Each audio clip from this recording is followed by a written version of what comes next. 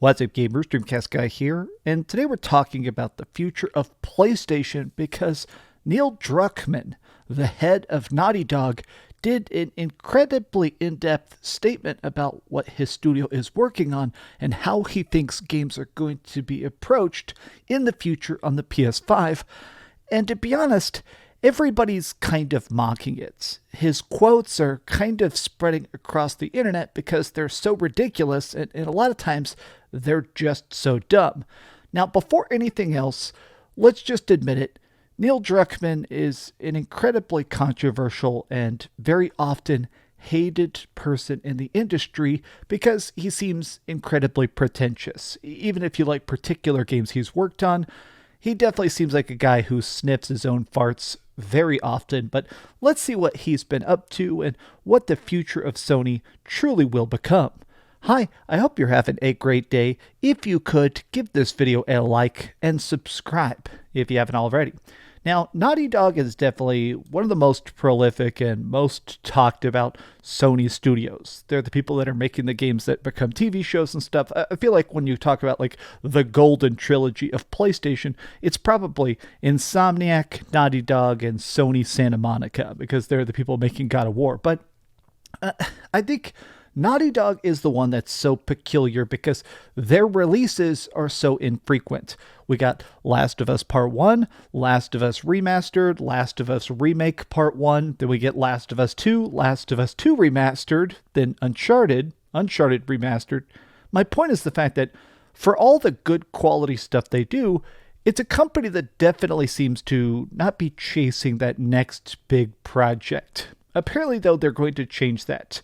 We're eager to see how our new game resonates, especially following the success of The Last of Us, as it could redefine mainstream perceptions of gaming. Okay, so immediately you can see the incredible pretentiousness of this quote. Pretty much everybody is making fun of the idea that we're trying to redefine perceptions of gaming. Look, I'm not going to completely roast this guy, but I think we can all admit video games are in a good spot. You can play card games and MMORPGs. You can play great games on your phone or play them in 4K on your freaking PC at 100 FPS. We've got multiplayer shooters. We've got single player narrative stuff. We've got silent games. We've got artsy games. We've got interactive movie games. Video games are already in such a diverse spot with different options of ways to play. So when you talk about trying to redefine mainstream perceptions of gaming, this sounds a bit cringe. And of course, a lot of people are like, okay, please stop trying to redefine it and start just making interesting games. Anytime Naughty Dog does anything, this is what I do now. There was one I saw, one really rude comment. Sony needs to Microsoft this entire studio. Wow. Wow. Okay. Now, I want to go through it because his statements are continually to get more and more bizarre. But here's another one that I feel like a lot of people are kind of saying definitely doesn't seem true.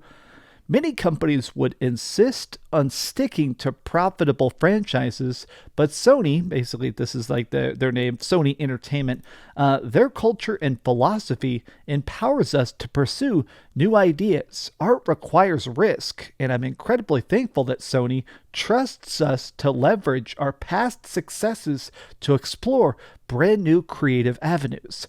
Now, this is a bit funny because, honestly, if you actually look at the portfolio of Sony, if anything, it's becoming less creative. Now, I do a lot of Sony reviews. I talk about a bunch of PlayStation stuff, but I think it's pretty easy to just look at the track record and say, okay, we keep getting Horizon games. That's fine. We keep getting sequels and remakes of stuff like Demon's Souls and the next God of War. Even if I love stuff like Spider-Man, Insomniac Spider-Man, it's difficult to say that these are like crazy, groundbreaking, experimental, edgy, cool new things. They are safe bets. Them trying to act like they're trying to pursue new ideas. Man, no offense, Neil Druckmann, but show me. Show me these new ideas that apparently you're trying to pursue. A lot of people are like, okay, so the new ideas are that your last three games are literally The Last of Us, The Last of Us, and The Last of Us.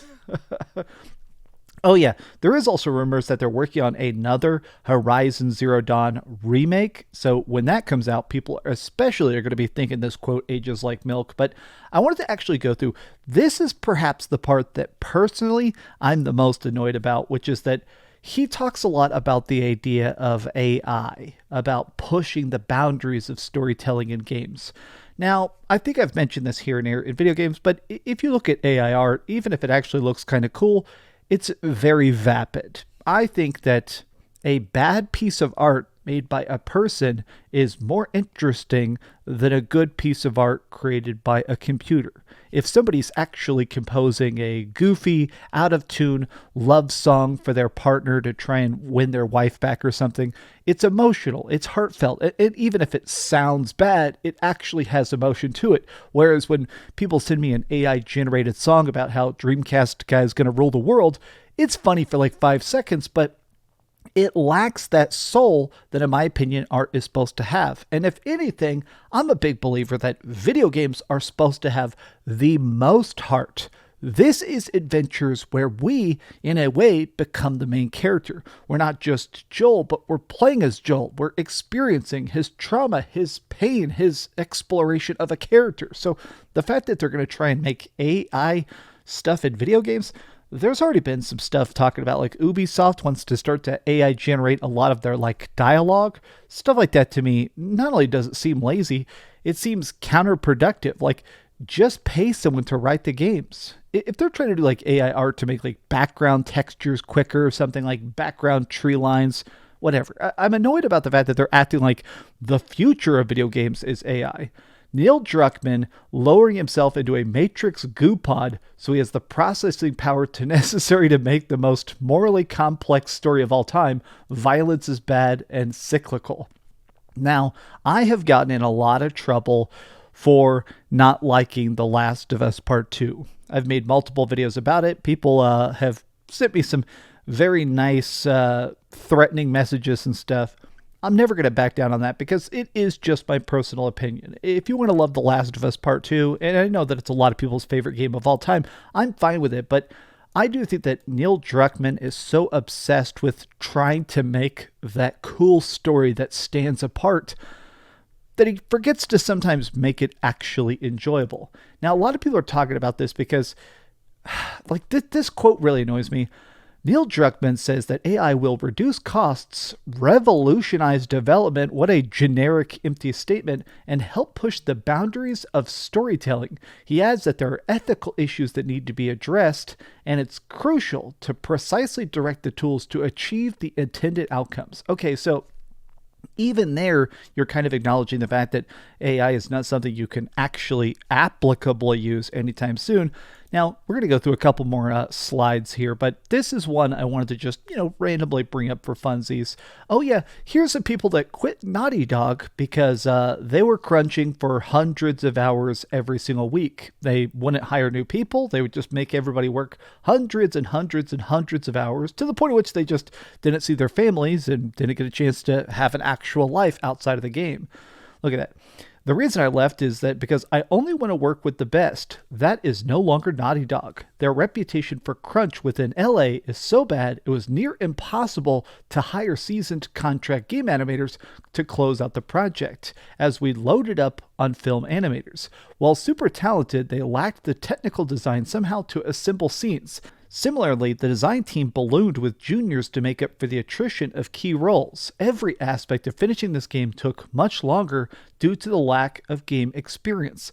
Now, there have been a lot of on-record leaks that apparently Neil Druckmann overworks the heck out of his employees. So, Neil Druckmann, a guy that definitely kind of obsesses about trying to stand apart. And I think this becomes a detriment where people are just, at this point, can you really believe a guy that overworks his employees to make art that, in my opinion, isn't even really that different? It's just, weird and hard to watch on purpose.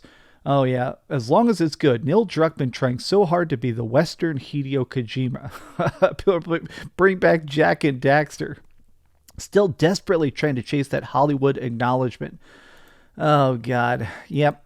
I mean, my biggest thing about this is that Neil Druckmann wants approval. He's the kind of guy that doesn't just want to sell tens of millions of copies of his game. Clearly, he wants everybody to love him, and that's just not going to happen. If you're making like edgy, crazy, controversial, kill the main character that everybody loves kind of games, you're not going to get the accolades you probably are chasing.